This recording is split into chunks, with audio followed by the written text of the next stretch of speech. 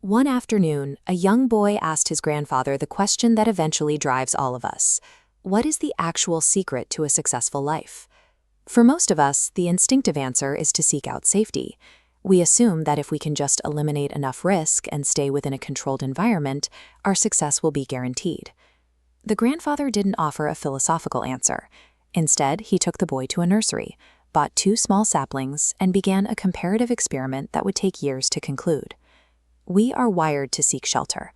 This experiment was designed to see what that protective instinct actually costs us over the long term. He established a control group by placing the first sapling inside the house. Here, in the absolute safety of a climate-controlled room, it would never have to face a single day of hardship. The second sapling was the variable. It was planted outside in the open garden, fully exposed to the sun, to the wind, and the changing seasons. When asked which would thrive, the boy's answer was logical: the indoor plant. To him, the outdoors was simply a collection of dangers, storms and predators that would surely stunt the second plant's growth. This logic mirrors our own. We tend to believe that by isolating ourselves from environmental friction, we are creating the most reliable path to a better future. 4 years passed. Inside the house, the first plant lived a stagnant existence. It survived, but because it never faced a challenge, it was never forced to adapt. Outside, the second plant was being battered.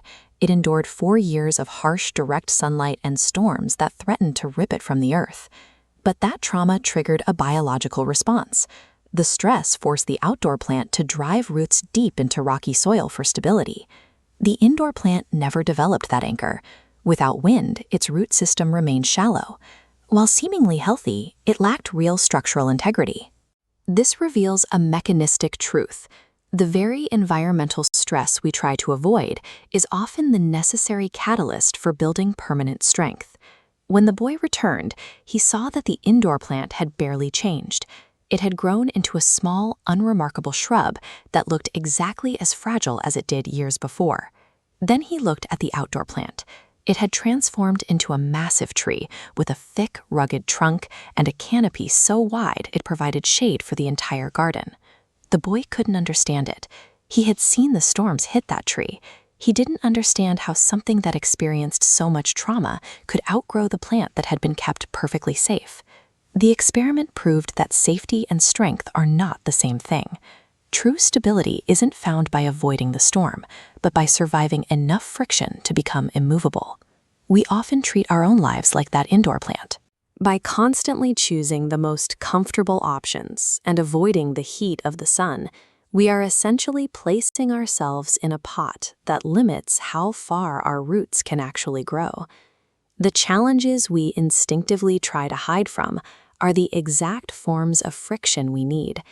They are the signals that tell us to dig deeper and build the resilience we currently lack. When we stop seeing roadblocks as enemies, they become requirements. Each one is a specific problem that, once solved, leaves us more capable than we were before we encountered it. This perspective changes our relationship with failure. A setback is no longer a reason to retreat into safety. It is a tactical prompt to refine our skills and expand what we are able to handle. Real success belongs to those who leave the house and step into the wind.